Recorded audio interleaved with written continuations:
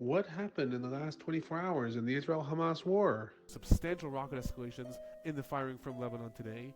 The Al-Quds brigades of the Palestinian Islamic Jihad reported firing missiles at soldiers that were held up in a building near the Al-Hawaz area in the western parts of Khan Yunis. President Biden was asked about the war.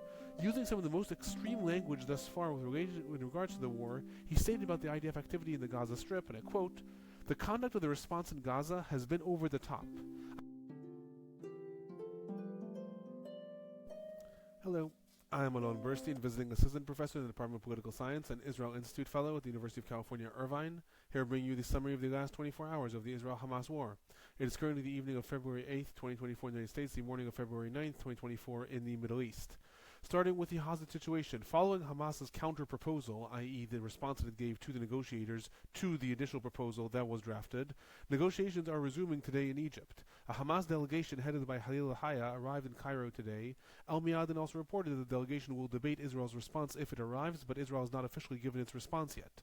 Al-Arabi al-Jadid also reported that Ismail Haniyeh, the leader of Hamas that resides in Qatar, will also travel to Cairo if and when the negotiations do actually develop. In relation to this, Razi Hamed, who is a member of Hamas's political bureau, stated today that the organization is focused on the final outcome of the deal, not on the phases, making this explicit that the organization wants its final ceasefire and does not care as much about the details about how it gets there. This may be Hamas's way of trying to signal to both Egypt and Qatar, who have been pressuring Hamas to be more flexible, that Hamas is willing to be flexible regarding the phases, what will happen in each phase of the negotiations or the actual truce, and what will be included, how many Palestinian prisoners will be released, etc., but it is not going to be flexible about achieving that final ceasefire that it so desires.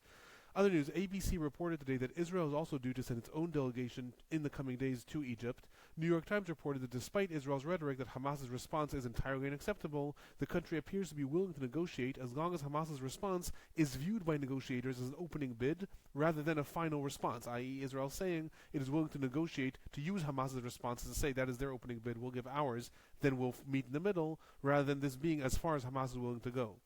Related to this, Al-Ahbar reported today also that a Qatari delegation will also travel to Egypt and in order to continue negotiations, that Qatar is trying to pressure both sides to bring the deal together as fast as possible. Other important news related to these negotiations, a report was released today in Israel stating that there is a complete disconnect for the last 10 days between Yahya Sinwar, the leader of Hamas in the Gaza Strip, and Hamas's leadership abroad headed by Ismail Haniyeh. If this report is in fact true, that means that the response that Hamas gave to the deal does not actually include what Hamas in the Gaza Strip is thinking, and Yahya Sinwar has been throughout the war the strongman in Hamas and the one that determines what exactly will happen. This assertion was strengthened by the fact that in Israel's Khan news network, it was also stated that in Hamas's response there is a clause stating approval of Hamas leadership in Gaza is needed for the deal, which could signify Hamas leadership in Gaza has not actually given its okay to the deal that Hamas put forward, but instead they're still waiting for their response. If that is true, that is significant not only for the progression of the war and the fact that there's a disconnect between the leaderships, but more importantly for how the negotiations will develop. Other news, the U.S. sources stating today that after Secretary of State Antony Blinken's visit to Israel, Blinken was appalled by the fact that he sees Netanyahu as involving political decisions with regards to the hostages, adding that Blinken felt that he himself is more committed to the hostages than Prime Minister Netanyahu is. Other news, the War Cabinet in Israel was due to meet today to discuss Israel's response to Hamas's proposal, and a final report related to the hostages. Israel confirmed today that another person who until now was considered missing was in fact murdered on October 7th, and his body is being held in the Gaza Strip. Moving on to the fighting in the Gaza Strip. Today, after 3 days, were the first rockets that were launched from the Gaza Strip targeting the southern parts of Israel. These targeted the areas of Nachal Oz, Sderot, Ivim, and Nir Am.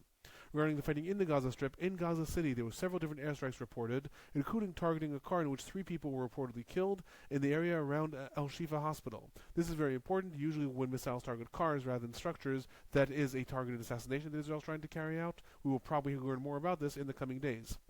In addition, gun battles were also reported throughout Gaza City. Al-Qassam brigades reported firing Yasin 105 anti-tank missiles at IDF tanks and confirming some hits. The IDF also stated that there were several anti-tank missiles fired in this area, so somewhat confirming Al-Qassam's report.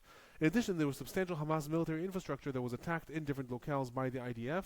The IDF also reported that a drone identified Hamas operatives trying to transport technological equipment throughout Gaza City, that they were attacked by the drone and were killed. In the central parts of the Gaza city, there was ongoing fighting in the areas surrounding the different central camps. However, there was no reports regarding what actually happened within the camps in the last 24 hours. In the southern areas, in Han Yunis, where the bulk of the fighting is still ongoing, there is intensifying fighting in the western part of the city as the IDF and Hamas and Palestinian Islamic Jihad continue to clash in this area. Many gun battles were reported. The IDF reportedly took over several different weapon storages in the area, locating mortars, military gear, long-range missiles, RPGs, and equipment for underground fighting. Hundreds of different Hamas sites were also reportedly raided, with dozens of Hamas operatives reportedly arrested, including 2 of them who participated in the October 7th attack. The Al-Quds brigades of the Palestinian Islamic Jihad reported firing missiles at soldiers that were held up in a building near the Al-Hawaz area in the western parts of Han Yunis. There were no reports if IDF soldiers were specifically injured in this attack. In the most southern city in Rafah, where IDF bombardments reported throughout the day, structures near the Kuwaiti hospital were reportedly targeted. Al Jazeera stated that 5 people were killed. Other bombings were also reported in the Tel Sultan refugee camp and the Al-Saudi area, and different bombings were also reported throughout the day as the world is becoming more fearful that the IDF is turning its sights towards Rafah. Related to this fear of the world, the U.S. State Department stated today that the United States will not support an Israeli operation in Rafah unless it is seriously and carefully planned and thought out, since it will affect over 1 million people who are taking refuge in the area. Related to this also, Al-Akhbar stated that Egypt has asked Israel to stop making irresponsible statements regarding Rafah, i.e. the world is starting to see more and more that Israel may be turning its sights to there, but that statement from the United States, specifically saying that it will not support Israel's operation in Rafah unless it is actually thought out, is one of the more damning statements that the United States has made regarding the IDF continued operations in the Gaza Strip. Other news related to the Gaza Strip, the New York Times reported today that the U.S. intelligence estimates that despite Hamas's losses, Israel is in fact nowhere near destroying the organization. Relying on secret briefing that intelligence sources gave to Congress last week, the New York Times reports that the sources added that according to U.S. intelligence, the U.S. intelligence questions if destroying Hamas is even a realistic goal, adding that weakening its combat strength is more attainable. In addition, contrary to statements made by Prime Minister Netanyahu of Israel and Defense Minister of Israel Yoav Gallant, U.S. sources reportedly believe that only a third of Hamas's fighting operatives are killed, and added that the U.S. As far as the United States experience goes, counting deaths of fighters is a fool's game, since after the fighters are killed, others are radicalized as a result of this and quickly fill their ranks, i.e. the United States is saying, despite what is being reported in Israel, the fact is Hamas is nowhere near actually being destroyed or eliminated. Regarding casualties, no IDF soldiers are reported killed in the Gaza Strip in the last 24 hours, leaving the total number of IDF soldiers that were killed in the Gaza Strip since the invasion began on 227. 10 IDF soldiers are reported injured in the Gaza Strip in the last 24 hours. The total number of IDF soldiers injured in the Gaza Strip since the invasion began is 1,314. The Palestinian Health Ministry in the Gaza Strip is reporting 130 Palestinians were killed in the Gaza Strip in the last 24 hours, bringing the total number of Palestinians killed in the Gaza Strip since the war began to 27,840. 67,313 Palestinians were reported injured in the Gaza Strip since the war began. There are several thousand still buried under the rubble and presumed dead. Moving on to the humanitarian situation, U.S. Secretary of State Antony Blinken met today with Minister Gantz and Minister Eisenkot, both part of the war cabinet in Israel. Minister Gantz reportedly stated that in order to allow humanitarian aid to continue to flow into the Gaza Strip, international involvement is required to develop a mechanism to ensure that aid is not going to Hamas. As I stated earlier, Blinken was reportedly supposed to visit the Kerem Shalom crossing in order to inspect the crossing of aid trucks today. However, this visit was cancelled after Israel could not guarantee that there would be no protests in the area. Other news, Finance Minister in Israel and head of the Religious Zionism Party, Bezalel Smotrich, announced today that he has cancelled UNRWA's tax-exempt status in Israel, which it had as a result of being an arm of the United Nations. After cancelling this, he tweeted, "Israel will not give tax benefits to supporters of terrorism." Other news related to the humanitarian situation, the UN warned today of increasing signs of famine in the Gaza Strip, particularly in the northern parts of the Strip, where it is very difficult to transport humanitarian aid trucks, specifically with food. The UN reported that 7 out of 28 planned food deliveries in the north have been cancelled in the last week since February began, most of these due to a lack of coordination with Israeli security forces or due to ongoing fighting in the area. Other news, a Palestinian reporter, Sami Obayed, gave an interview today to the Israeli Ynet news outlet. He described the development of a very severe black market of food in the Gaza Strip, citing that 1 kilogram of sugar in the Gaza Strip is costing 40 new Israeli shekels, and a liter of milk is costing 50 new Israeli shekels. That indicates very severe black market prices and inflation. He addressed the Israeli leadership, stating, "If you don't want us, pack us on boats and find us where to be." I mention this because this is likely going to be cited many times by different sources in Israel, the different hawkish right-wing elements who are saying there should be encouraged willful Palestinian immigration from the Gaza Strip because the situation is so bad that Palestinians really want to leave. Now this was broadcasted specifically on an Israeli news outlet, a Palestinian reporter stating to the Israeli leadership, if you don't want us, find us where to go. Moving on to the West Bank, there was a Palestinian shooting attack today against an IDF position near the Deir Sharif village. According to reports, the Palestinian hid behind a Palestinian car, fired at different IDF soldiers. However, 2 Palestinians were actually injured inadvertently by his fire. The attacker was shot and killed by the IDF. Fatah later put out a statement naming the attacker as a member of the Palestinian Authority security officials. This will also be important probably later on as the Palestinian Authority undergoes different reforms. Regarding IDF activity, there was substantial IDF activity reported in several different parts of the West Bank, specifically in the areas of Hebron. 8 Palestinians were reported arrested in the West Bank in the last 24 hours.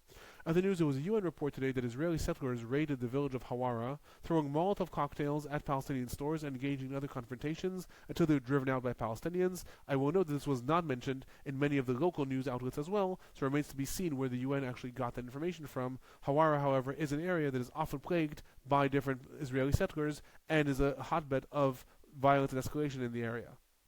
Moving on to the northern parts of Israel, southern parts of Lebanon, there were substantial rocket escalations in the firing from Lebanon today. Hezbollah launched several barrages, including one of over 30 rockets at the same time that targeted the Upper Galilee and Mount Meron.